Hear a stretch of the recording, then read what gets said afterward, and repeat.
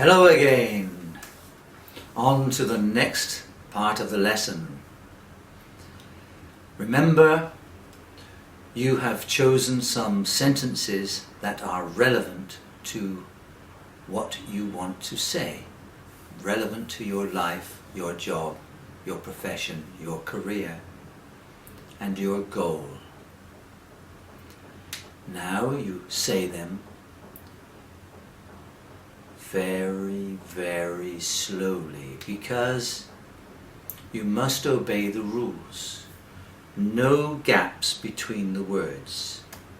No gaps between the words. The next rule is you must not make a mistake. This is very important. No gaps between the words. No gaps, no spaces. Gaps. Gap is another word for space. So no spaces between the words, no gaps between the words. And you must not make a mistake. How can you make sure that you are not making a mistake? Well, you take a deep breath and you speak very slowly. What are you going to do today? Like one of those old records that you could play at a slow speed. So you imagine it's, what are you going to do today?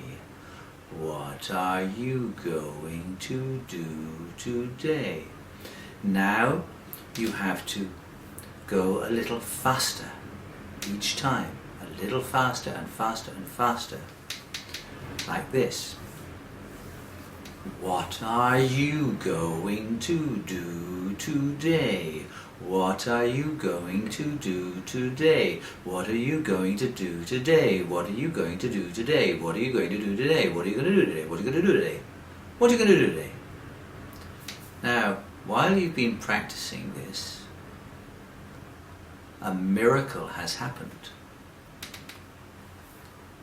The miracle is that first your tongue has been getting exercises at shaping the words, the word rocks, remember, and your voice stream has been running over the rocks and smoothing them down to make them into pebbles.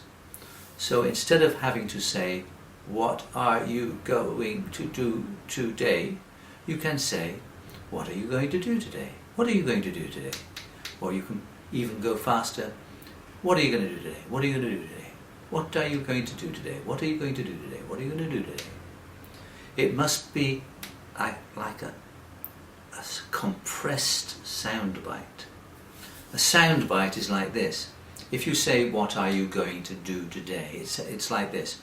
What are you going to do today?